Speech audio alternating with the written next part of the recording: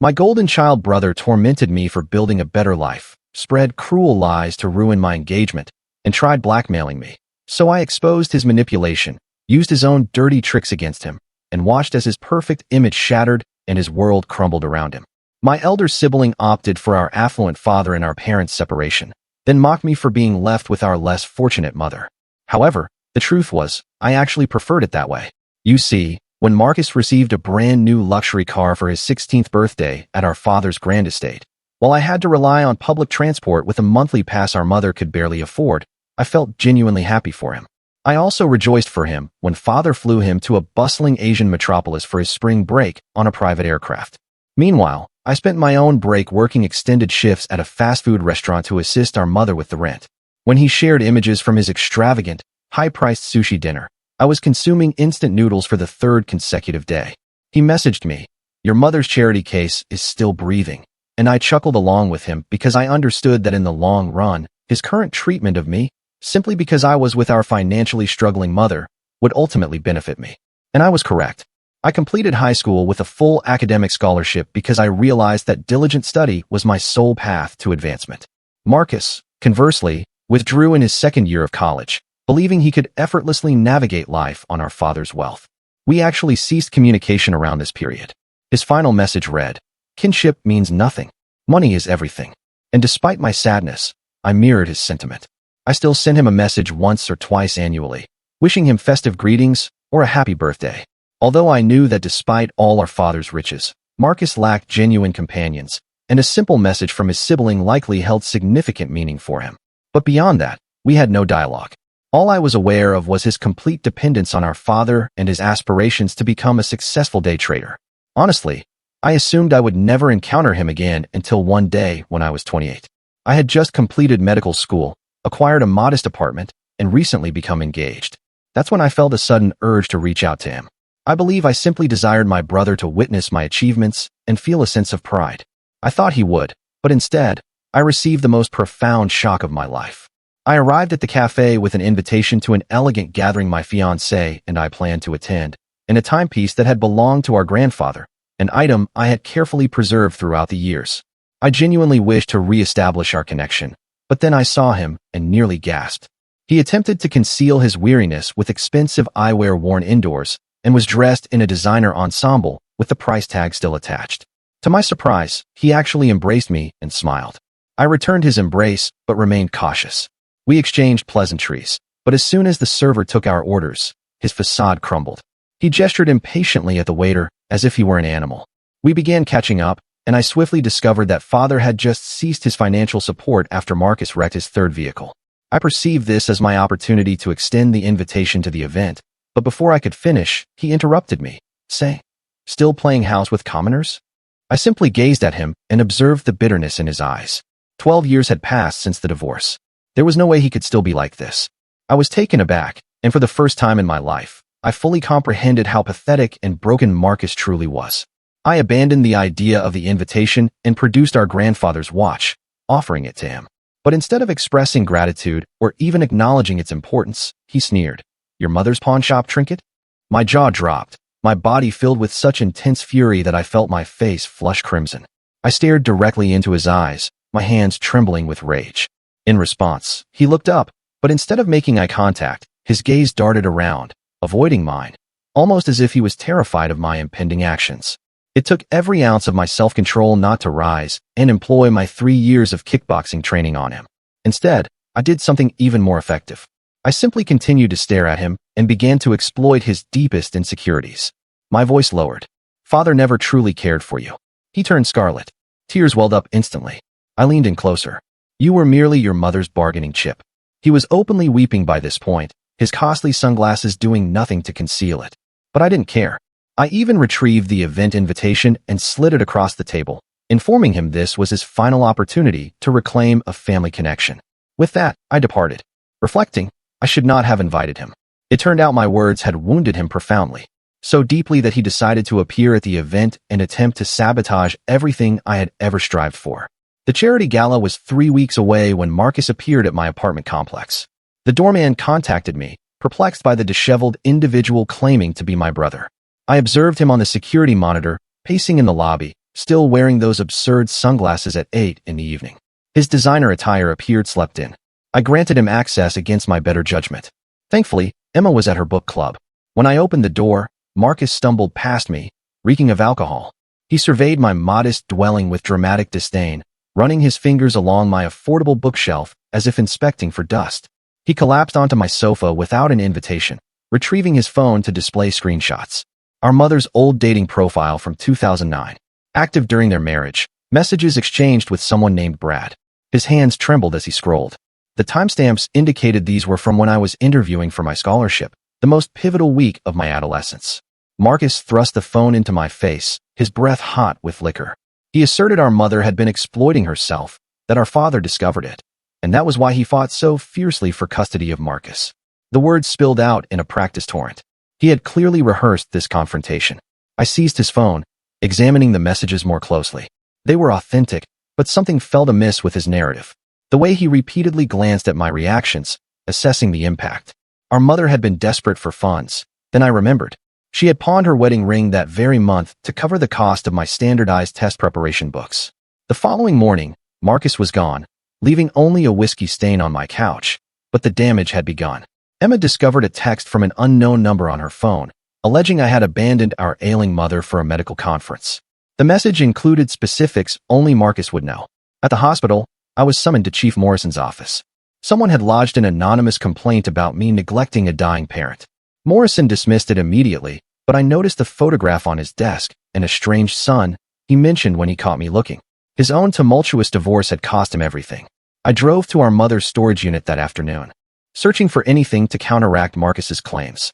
Behind boxes of my old textbooks, I found her journal from the divorce period. My hands trembled as I read Father's ultimatum. Give me Marcus or receive nothing in the settlement. The subsequent entry made my stomach churn. Our mother had chosen me over financial gain. She had relinquished Marcus to shield me from our father's influence. Emma was waiting when I arrived home, her phone in her hand. Sophia had been messaging their friend group about what she had overheard at lunch, something about my true background that Marcus had been disseminating. Emma's eyes searched mine for answers about the brother I had never mentioned. The pattern became evident over the next week. Marcus appeared at my gym during my morning workout. He showed up at the coffee shop where I purchased breakfast.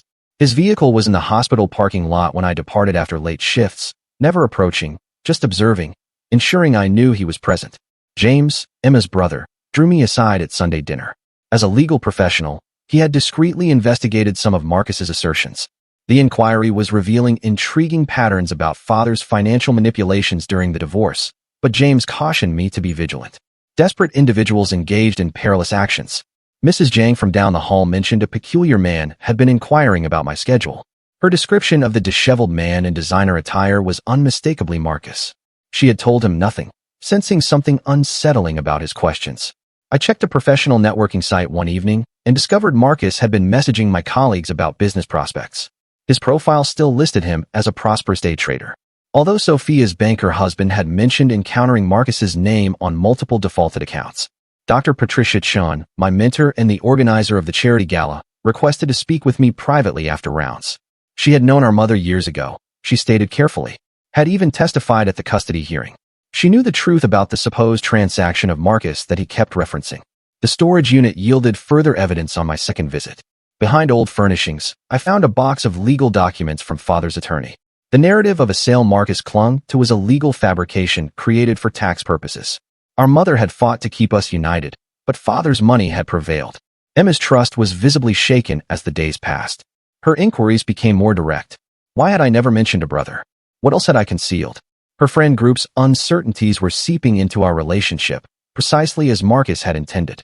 3 nurses who had known me since my fast food days reached out after hearing rumors. They remembered the teenager studying between shifts, saving every penny for higher education. Their support felt like a lifeline as Marcus's campaign intensified. I began meticulously documenting everything. Screenshots of his social media posts before he altered them. Security footage of him at my building. The paper trail he was leaving might prove useful later, though the police had already stated family harassment was challenging to prosecute. Dr. Chun connected me with Donna, father's former secretary. Over coffee, Donna revealed this was not the first instance. Father had compensated Marcus to harass me previously during my first year of medical school. The pattern was established. Father using Marcus as a weapon when it suited his agenda. As the charity event drew near, Marcus's behavior grew more erratic. He established a memorial social media page for our mother, utilizing a photograph from my graduation cropped to exclude her. The narrative portrayed me as the negligent son who had abandoned her. Comments flooded in from strangers who were unaware of the truth. Emma's parents, who had been anticipating the gala, now exchanged anxious glances when my name arose. They had overheard Marcus at a restaurant, loudly informing anyone who would listen about their future son-in-law's true character. His words were toxic, meticulously designed to dismantle everything I had built. But something else was also unfolding. Individuals who truly knew me were pushing back. The truth about our mother's sacrifices was spreading through quiet conversations. Marcus's influence was confined to strangers and social media. My genuine support network was holding firm. The morning of the charity gala, I stood in our mother's storage unit one final time. Everything I had discovered painted a picture Marcus did not wish to see. That we were both victims of our father, merely broken in distinct ways. Our mother had loved us both, had sacrificed everything, striving to shield us from becoming like our father. I secured the unit and drove to the hospital. Tonight, Marcus would make his grand move at the event. I could sense it in the escalating pattern of his harassment. He would attempt to destroy everything in front of everyone who mattered to me. But I possessed something he did not anticipate. The truth, thoroughly documented and verified, and individuals who knew precisely who I truly was. The charity ball arrived more swiftly than anticipated. I adjusted my necktie in the hospital restroom mirror, my hands steady despite everything. Emma waited in the vehicle, her silence more profound than any disagreement we had experienced regarding Marcus. She had selected a modest gown instead of the vibrant red one she had initially chosen. The alteration spoke volumes about her current state of mind. The magnificent ballroom shimmered with crystal light fixtures and donor generosity. Medical equipment displays lined the walls, including my contribution. A portable ultrasound device I had saved for months to donate. Dr. Chun greeted us at the entrance. Her knowing gaze indicated she had already noticed Marcus inside. Emma's grasp on my arm tightened as we entered. Marcus stood near the champagne fountain, wearing an ill-fitting rented formal suit that hung awkwardly on his frame. His hands trembled slightly as he raised a glass to his lips. His third, judging by the flush on his cheeks. Emma noticed him immediately, tensing beside me, her confusion apparent as she observed the disheveled stranger. I had moments to decide. Acknowledge him or pretend he did not exist. Before I could choose, Marcus's voice resonated across the elegant space. He introduced himself as my brother to a cluster of nearby benefactors. His words slightly slurred from pre-drinking in the parking area. Several heads turned in our direction. Moving swiftly, I intercepted him before he could approach Emma's parents, who were conversing with hospital board members near the auction exhibits. Marcus's champagne sloshed precariously as I guided him away from the throng. His hands shook noticeably now. Whether from anxiety or withdrawal, I could not discern. Emma's parents had already observed the commotion. Her mother, Caroline's eyebrows arched as Marcus's voice carried across the room, loudly labeling me Mom's charity case for half the ballroom to hear. He added details about me pilfering food as a teenager, intertwining truth with malice. Her father's concerned glance met mine across the crowd. Dr. Chin materialized at my side with practiced elegance. She quietly mentioned that she had known our mother years ago. Her tone carefully neutral, but her implication clear. She had been at the custody hearing. She knew the authentic narrative. Her presence felt like a protective barrier. As more guests turned to observe our interaction, the security guard near the entrance shifted his weight, his hand hovering near his communication device. I caught his eye and shook my head slightly. Ejecting Marcus would create a larger spectacle, better to contain the damage, guide him somewhere secluded. The guard nodded, but remained vigilant. I steered Marcus toward a quiet corner near the cloakroom, but he twisted away with surprising agility. He stumbled toward the donor auction display, his unsteady gait attracting more attention. My portable ultrasound machine sat prominently on the central table, representing months of dedicated savings.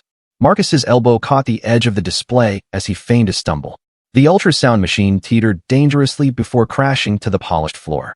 The sound reverberated through the ballroom like a gunshot. Conversation ceased. Everyone stared. The event photographer's flash ignited just as I extended my hand to steady Marcus. The image captured me supporting my intoxicated brother, his calculating smirk concealed from the camera angle. To everyone observing, I appeared to be the compassionate sibling assisting his troubled brother. The irony stung. Emma's closest friend, Sophia, approached during the commotion, her curiosity overriding social discretion. Marcus seized the chance, launching into anecdotes about my early life. He wove truth with venom. Yes, I had worked at a fast food establishment, but he made it sound disgraceful. Yes, our mother struggled financially, but he depicted her as neglectful. Sophia's banker husband, Nicholas, joined them, his expression changing as he recognized Marcus's name. He quietly mentioned seeing it on defaulted trading accounts at his firm. The information disseminated through hushed conversations, but Marcus was too engrossed in his performance to notice.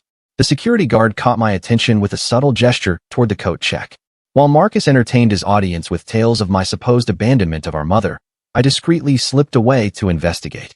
Tucked behind Marcus's overcoat were printed emails from our parents' divorce proceedings. My hands stilled as I read the custody evaluator's notes. The phrase monetary compensation appeared multiple times. Father had essentially acquired Marcus. The legal documents confirmed it.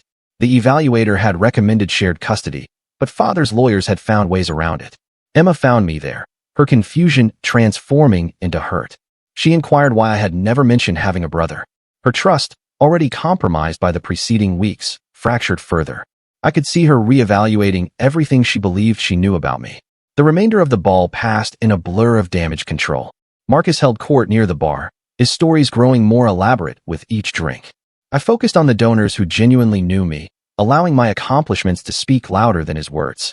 But the seeds of doubt had been sown. The next morning brought Marcus's escalation. He ambushed me in the hospital parking garage, emerging from behind a concrete pillar as I headed to my vehicle. His phone screen glowed with screenshots. Our mother's old dating profile from 2009, active during their marriage. He thrust the phone at me, indicating messages with someone named Brad. The timestamp sent a chill down my spine. These were from the week of my scholarship interview, the most critical week of my teenage years. Marcus's narrative was unambiguous. Our mother had been unfaithful, possibly worse. One particular message stood out. Our mother pleading with our father for money. Dated 2011. The message seemed to corroborate Marcus's distorted version that she had sold him for financial assistance. The timestamp aligned with my scholarship interview when she had needed funds most desperately. Marcus's campaign extended beyond personal confrontation. Emma received messages from an unknown number alleging I had allowed our mother to die alone while attending a medical conference. The specifics were precise enough that only Marcus could have known them. Emma's trust eroded further with each message. The anonymous complaint to the hospital arrived the same morning. Someone had reported me for abandoning a dying parent. Chief Morrison summoned me, dismissing the complaint immediately, but noting his own difficult divorce had taught him how cruel family could become. The photograph of his estranged son on his desk conveyed much. I returned to our mother's storage unit that afternoon, desperate for anything to refute Marcus's claims.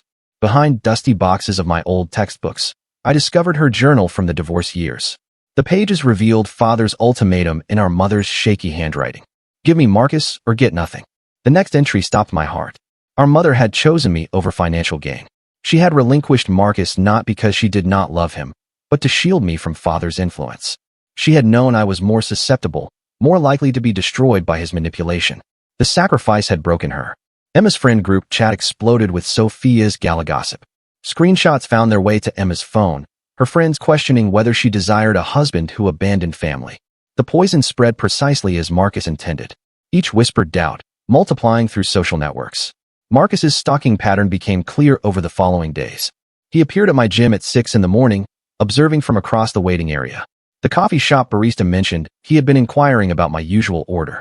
His car occupied different spots in the hospital parking lot during my shifts. James drew me aside during Sunday dinner at Emma's parents' house. His legal investigation had uncovered patterns in Father's financial manipulations during the divorce. Shell corporations, concealed assets, bribes to court officials. The scope extended beyond simple custody disputes. He warned that desperate individuals like Marcus became dangerous when cornered. Mrs. Jang knocked on my door one evening, concern etched on her face. A disheveled man in designer clothes had been asking about my schedule. Her description of Marcus was perfect, down to the nervous hand gestures. She had sensed something unsettling and told him nothing, but the invasion of my privacy stung. Professional networking site notifications revealed Marcus's next strategy. He had messaged dozens of my colleagues about vague business opportunities. His profile still claimed success as a day trader, though Nicholas had confirmed multiple defaulted accounts. The professional harassment felt particularly intrusive. Dr. Chen requested a private meeting after rounds. Her revelation hit hard. She had testified at our parents' custody hearing years ago. She had witnessed Father's lawyers distort facts, portray our mother as unfit. She knew the truth about the supposed sale of Marcus, how father had manipulated the system. Another storage unit visit yielded a box of father's lawyer's documents. The sale narrative Marcus clung to was revealed as a legal fiction created for tax purposes. Our mother had fought desperately to keep us together, submitting appeal after appeal. Father's money had crushed each attempt. Emma's questions grew sharper as her trust disintegrated. Why had I concealed an entire sibling? What else had I not told her? Her friend group's doubts poisoned our conversations. She returned her engagement ring to its box one night, though she kept it on her dresser, a glimmer of hope amidst the turmoil. 3 nurses from my fast food days reached out after hearing the rumors. They remembered the exhausted teenagers studying between shifts, saving every penny for college. Their public support on social media helped counter Marcus's narrative, but the damage was spreading faster than the truth. I began documenting everything meticulously. Screenshots captured his social media posts before he edited them. Security footage showed him lurking at my building. The paper trail grew extensive, though the police had already explained that family harassment rarely led to restraining orders. Dr. Chin arranged a meeting with Donna, father's former secretary. Over coffee, Donna's revelations chilled me. This was not Marcus's first harassment campaign. Father had paid him to disrupt my first year of medical school, too. The pattern was established. Father weaponizing Marcus whenever it served his objectives. Marcus created a social media memorial page for our mother as the harassment intensified. He used my graduation photograph, carefully cropped to exclude her. The narrative painted me as the neglectful son who had abandoned her in her final days. Comments from strangers poured in, believing his fabricated story. Emma's parents overheard Marcus at a local restaurant, loudly describing their future son-in-law's true character to anyone who would listen. His poison spread through their social circles. Caroline and her husband exchanged worried glances whenever my name arose, their enthusiasm for the wedding visibly diminishing. But my genuine support network began pushing back. People who had known me for years recognized Marcus's falsehoods. The truth about our mother's sacrifices spread through quieter channels, nurses sharing stories, colleagues defending my character. Marcus's influence remained limited to strangers and social media. Caroline surprised me by recalling seeing our mother at a food bank years ago. But her memory differed from Marcus's narrative. Our mother had been there assisting others, not seeking aid. She had volunteered every week despite her own struggles. The revelation shattered Marcus's wealthy victim storyline. Sophia resisted Marcus's dinner invitation after Nicholas warned about his history of financial deception. She noticed him photographing their house during the rejection. His behavior became increasingly erratic. The banker's warnings about Marcus's defaulted accounts spread through their social circle. I screenshotted every post Marcus made, constructing a digital timeline of his harassment. His edits revealed a strategy. Post inflammatory content, allow it to spread, then soften the language to appear reasonable. The pattern showed calculated manipulation, not emotional outbursts. The police visit confirmed my fears. Family harassment required extensive documentation. They suggested resolving it as a family matter. Their disinterest was clear without threats of physical violence. Marcus could continue his campaign unchecked. The system was not designed for this type of psychological warfare. 3 nurses who had known me as a fast food teenager vouched for my character to Emma. They shared memories of me studying between shifts, declining parties to save money. Their stories of the exhausted youth determined to escape poverty countered Marcus's privileged narrative. My own calendar and text history proved our mother had been at a routine checkup during her supposed abandonment. The medical conference Marcus referenced had occurred months after her passing. His timeline did not align with reality, but his emotional manipulation overshadowed facts. Dr. Chun connected me with more witnesses from the custody hearing. Each revealed another piece of father's manipulation puzzle.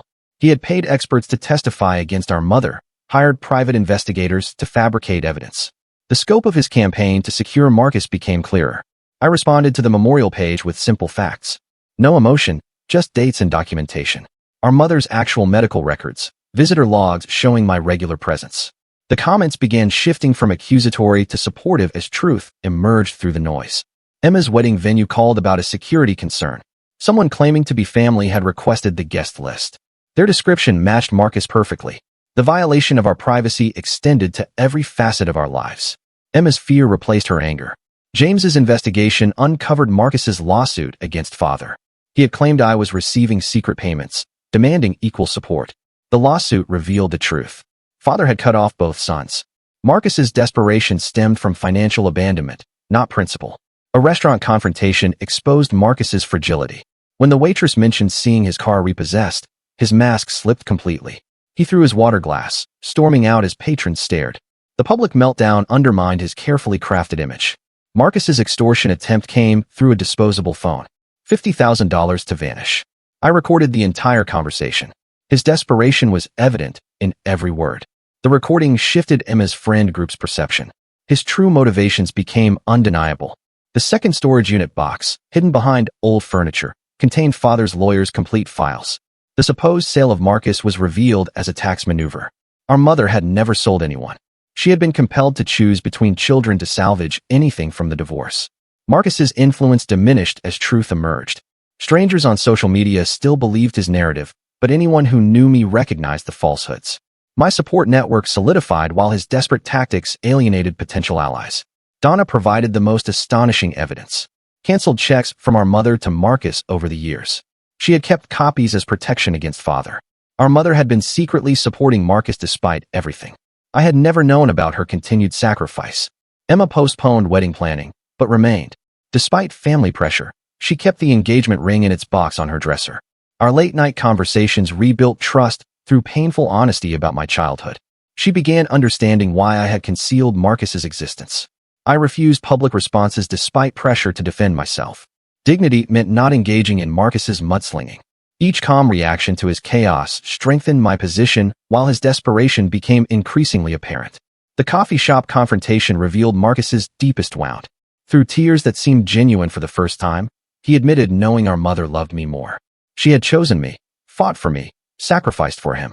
The inequality had poisoned him since childhood. My medical records listed me as our mother's emergency contact. Visitor logs confirmed regular visits throughout her illness. The documentation contradicted Marcus's abandonment narrative completely. Truth emerged through paperwork, not emotion. Marcus's girlfriend, Tanya, departed after learning about the extortion attempt. His support system, already fragile, crumbled entirely. The isolation he tried to impose on me became his own reality. Neighbors and colleagues independently concluded Marcus was unstable. The doorman barred him from my building after multiple incidents. His options for harassment shrank as more people recognized his behavior. My medical school classmates created a support fund for our mother's chosen charity. The positive response to Marcus's negative campaign showed how communities could transform poison into purpose. The fundraiser exceeded its goal within days. Marcus crashed my hospital lunch, creating a scene in the cafeteria. Security removed him as he shouted about family betrayal. The public display of instability further undermined his credibility. Colleagues who had wondered about his claims saw the truth firsthand. Emma's parents explicitly excluded toxic relatives from their dinner invitation. Family photographs on their mantle now included me. Their acceptance felt like victory against Marcus's campaign to isolate me. Marcus found himself banned from increasing locations: the hospital, wedding venue, my apartment building. His harassment campaign had made him unwelcome in my entire life sphere. The isolation he had intended for me became his prison. Donna revealed she had replaced father's first secretary, who quit after being asked to lie about his first wife's death. The pattern of using children for financial manipulation extended beyond our family. Father had destroyed multiple lives through similar tactics. I quietly ensured the youth programs that had helped me survive hospital board budget cuts. An anonymous donation matching Marcus's harassment costs felt like appropriate karma. Building something positive from his destructive energy became my response. Medical colleagues organized a support dinner, sharing their own toxic family stories. The evening revealed how common Marcus's tactics were.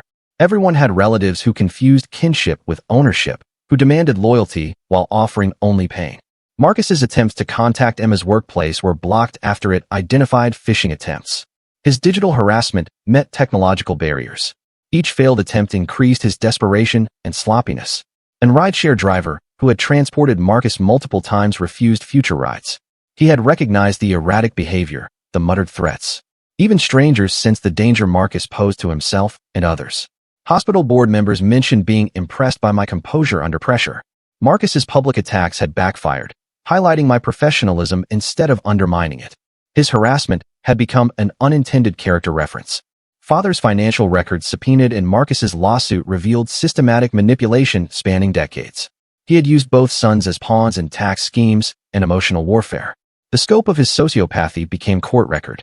Our mother's death anniversary approached with inevitable dread.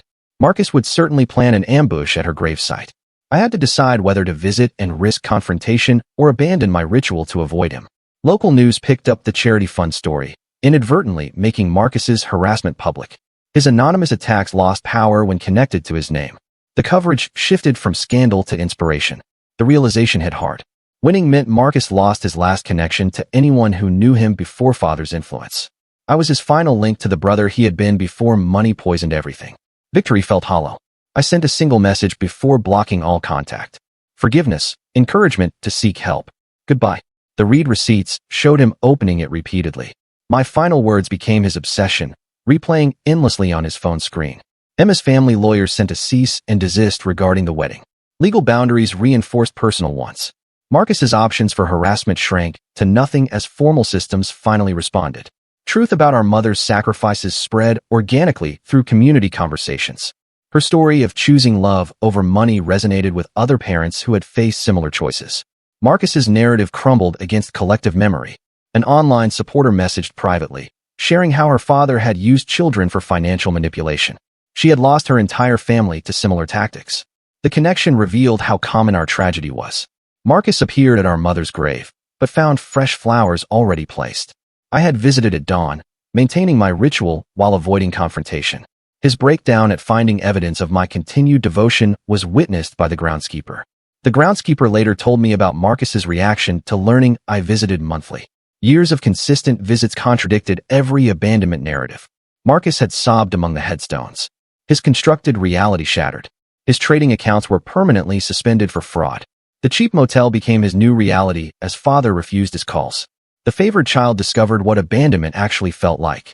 Wedding planning resumed with tighter security and a smaller guest list. Trust became the invitation criteria. The intimate celebration would exclude not just Marcus, but anyone who had entertained his falsehoods. Unexpected champions emerged from our mother's final days. Nurses who had attended her offered testimony about her love for both sons. Her last words had been about Marcus, not anger, but hope that he would find peace. I compiled a timeline showing every opportunity Marcus had received while I had earned each achievement. The facts created an undeniable narrative. Privilege had not guaranteed success any more than poverty had ensured failure. Marcus's ex-girlfriend Tanya reached out again, sharing manipulation patterns from their relationship. His tactics with me matched his romantic behavior. Isolation, gaslighting, financial exploitation. The consistency revealed deep-seated patterns. The truth finally emerged through our mother's best friend, Vicky, who had been living abroad during the divorce. She arrived at my apartment carrying a box of letters our mother had written but never sent. Her hands trembled as she handed them over, explaining she had kept them safe for years, waiting for the right moment. The letters revealed our mother's calculated strategy. She had let father think he had won by taking Marcus, knowing his narcissism would eventually destroy their relationship. Meanwhile, she had protected me from his influence, even if it meant living in financial hardship. One letter detailed her plan to ensure I developed empathy and a strong work ethic, qualities father's money would have erased. Father's emails to his lawyer surfaced next, forwarded anonymously to James. The messages outlined his scheme to avoid compensating either son fairly, using Marcus as a weapon while keeping me desperate enough to never challenge him legally. The phrase disposing of obligations to both boys appeared repeatedly in his correspondence. My inner circle rallied without prompting. Dr. Chun organized a meeting with hospital administration, preemptively addressing any concerns about my character. Colleagues who had witnessed my dedication over the years provided written statements. The unanimous support rendered Marcus's campaign ineffective within my professional sphere. Marcus waited in my hospital parking spot the following evening. Security cameras captured him attempting my car door handles. When he found the vehicle locked, he simply sat on the ground beside it, shoulders shaking. Security found him there an hour later, still crying. I arrived as they held him, his designer clothes soiled from the parking garage floor. The security supervisor inquired if I wanted to press charges for attempted breaking and entering. Marcus looked up at me, his face a mess of tears and desperation. For the first time since childhood, I saw my brother instead of father's weapon. Emma arrived moments later, having received the security alert on her phone. She surveyed the scene. Marcus restrained, me frozen with indecision. Security waiting for direction. Her family had been pressuring her to insist on prosecution to protect our future from his chaos. I posted bail without telling anyone, sitting alone in my car outside the jail, processing what I had done. Memories flooded back. Marcus teaching me to ride a bicycle, secretly giving me cookies when our mother said no, shielding me from neighborhood bullies before the divorce altered everything. Somewhere beneath father's conditioning, my brother still existed. The decision solidified. I would pay for Marcus's therapy instead of pursuing charges. When I informed him at the bail hearing, he initially erupted, storming out of the courthouse. His pride could not accept assistance from the brother he had tormented. At 2 in the morning, my phone vibrated with a photograph from Marcus. The image showed a bridge railing with the river below, the same bridge where we had fished with our mother before the divorce. His location pin confirmed he was there. No message accompanied the photograph, but the implication was clear. I recognized the spot immediately. We had caught our first fish there. Our mother cheering as we reeled it in together. The memory hit hard. We had been a family once before money and manipulation tore us apart. I grabbed my keys and drove through empty streets. Marcus sat on the bridge's pedestrian walkway when I arrived, legs dangling through the railing. He did not turn as I approached, but his shoulders tensed. I sat beside him without speaking, mirroring his position. The river rushed below, dark and indifferent. We sat in silence for 20 minutes before Marcus finally broke. Through sobs, he admitted father had made him sign papers at 18, relinquishing all inheritance claims in exchange for continued access to a trust fund. The document had trapped him in father's control. Each year deepened his dependence and resentment. The truth poured out in fragments. Father had systematically poisoned him against our mother, showing doctored evidence, hiring actors to portray our mother's supposed lovers. By the time Marcus realized the manipulation, he had already internalized the hatred. He had become precisely what father designed, a weapon aimed at anyone who threatened father's narrative. I contacted Dr. Chun from the bridge, explaining the situation. She arrived within 30 minutes, not as my mentor, but as a psychiatrist who had known our family's dysfunction intimately. Her presence shifted the dynamic from crisis to medical intervention. The choice became clear. Involve authorities and risk Marcus's complete destruction, or handle this as the family medical emergency it was. I chose to sign as his medical proxy for voluntary commitment, preserving what dignity he had left while ensuring he received help. Marcus entered treatment that morning. The intake process revealed years of prescription substance abuse I had never suspected. I covered the cost despite Emma's family's objections. Their concerns were valid, but I could not abandon the brother I had once known, even if he had abandoned me. Father called that afternoon, having heard about Marcus's hospitalization. His threats to sever ties with me completely rang hollow. I had never anticipated anything from him anyway. I ended the call mid-sentence, his rage meaningless against the reality of what he had created.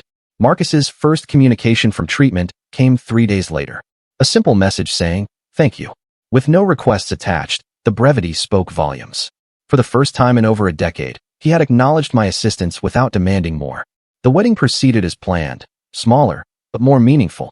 Marcus sent a letter through his treatment facility asking me to read it privately. His words were simple. "Thank you for choosing me when no one else would." He did not ask to attend, understanding the boundaries necessary for everyone's healing. 6 months passed with Marcus quietly rebuilding. He took a dishwashing job at a restaurant, attended recovery meetings, continued therapy. The favored child learned what actual labor felt like. His updates came sporadically, always brief, never asking for money. We began meeting monthly for coffee, establishing new patterns without discussing the past. The conversation remained superficial. Work, weather, sports, but showing up mattered more than the words. We were learning to be brothers again, without father's toxic influence between us. Father's lawyer contacted both of us about estate planning changes following father's mild cardiac event. The manipulation continued even from his hospital bed, promising generosity while maintaining control. We both declined to visit, our silence speaking louder than any confrontation could. 2 years later, we stood together at father's funeral. Marcus had been sober for 300 days. Neither of us spoke at the service, but our combined presence conveyed everything. The weapon and the target had become brothers again, united in their refusal to perpetuate his legacy. The final transformation came gradually. I established a thriving medical practice while Marcus found purpose managing a recovery center. His personal experience helped others escape similar traps. Emma's pregnancy with twins brought joy neither of us had imagined possible.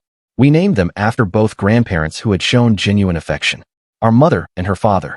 Marcus became the uncle who appeared, remained sober, and built new patterns. Our daily messages never mentioned money or the past, focusing instead on hope and the family we chose to construct. Our mother's grave now received 2 sets of flowers monthly. Neither of us possessed father's wealth, but we had discovered something more valuable. We had saved each other from becoming him, breaking the cycle through deliberate choice rather than mere circumstance. The brothers, who had been instruments aimed at each other, had learned to lay down their arms.